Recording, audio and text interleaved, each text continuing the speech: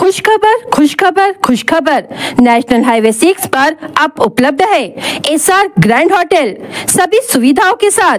AC room सिर्फ 999 रुपए में और नॉन एसी रूम सिर्फ 899 रुपए में और पार्टी हॉल लॉन वो भी किफायती और कम दामों में। वाईफाई और पार्किंग की भी सुविधाओं के साथ उपलब्ध है नेशनल हाईवे 6 पर MIT कॉलेज के सामने दत्ता राइस मिल के पास, शाहपुर, भंडारा। अधिक जानकारी के लिए संपर्क करें 7070702256 या फिर 9623618829 पर।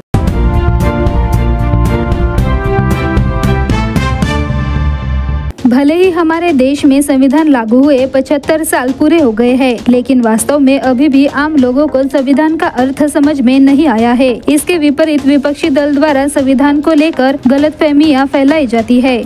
इसी पृष्ठभूमि में 9 अगस्त को महाड़ से संविधान जागर यात्रा का आयोजन किया गया है। यह यात्रा पूरे राज्य में घूमकर लोगों को संविधान के प्रति जागरूक करेगी और आज यह यात्रा गोंदिया जिले में पहुँच चुकी है। पूर्व सामाजिक न्याय एवं विशेष सहायता मंत्री राजकुमार बडोले ने गोंदिया में इस संविधान यात्रा का स्वागत किया और उन्होंने कहा कि वह विपक्ष द्वारा संविधान को लेकर फैलाए जा रहे दुष्प्रचार को रोकने का प्रयास कर रहे हैं। भारतीय संविधानाच्या 75व्या अमृत महोत्सवाच्या निमित्तानं संविधान जनजागरी यात्रा ही महाडवरून सुरू झाली आणि हे चैत्यभूमीला पर्यंत जाणारा एकूण या संविधान जागर यात्रेचा 6000 किलोमीटरचा प्रवास या ठिकाणी होत आहे आणि गोंदिया जिल्ह्यामध्ये आज ही संविधान जागर यात्रा या ठिकाणी पोहोचली।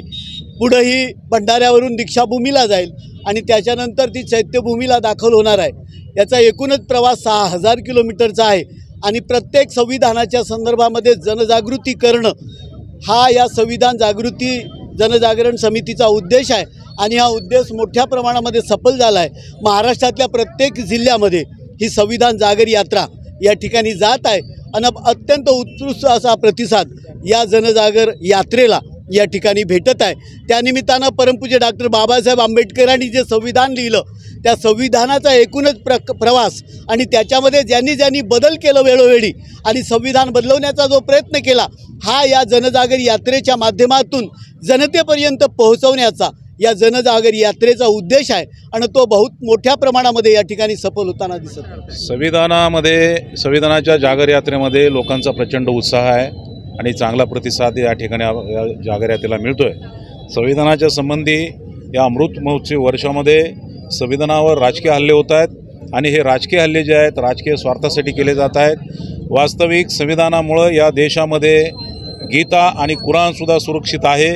एवढा पवित्र आणि मोठा ग्रंथ या ग्रंथाचा उपयोग राजकीय खेळणं म्हणून केला जात आहे आणि याला अटकाव करण्यासाठी आमची जागर यात्रा या महाराष्ट्रामध्ये फिरत आहे। संविधान हे बाबासाहेब आंबेडकरांनी लिहिलेलं आहे आणि संविधान कुणालाही बदलता येणार नाही अशा पद्धतीची तरतूद या घटनेमध्ये बाबासाहेब आंबेडकरांनी केलेली आहे। संविधान इतकं मजबूत आहे की ते स्वतःचं रक्षण स्वतः करू शकतं। कुणीही मायचा लाल या संविधानाला धक्का लावू शकत नाही आणि जर कुणी हा धक्का लावायचा प्रयत्न केला तर तो भस्मसात झाल्याशिवाय राहणार नाही। ही गोष्ट या निमित्तानं आम्ही सांगू इच्छितो। संविधानाच्या संबंधीचे राजकीय खेळ बंद झाले पाहिजेत हीच आमची भूमिका आहे आणि या निमित्तानं मी आपल्यामार्फत एकच संदेश देतो की दूध मागोगे तो खीर देंगे, लेकिन संविधान मांगोगे तो चीर देंगे। 9 अगस्त को महाड़ से शुरू हुई यह संविधान यात्रा 6000 किलोमीटर की दूरी तय कर 8 सितंबर को मुंबई के चैत्यभूमि दादर पहुंचेगी और वहां पर बैठक के बाद इस यात्रा का समापन किया जाएगा।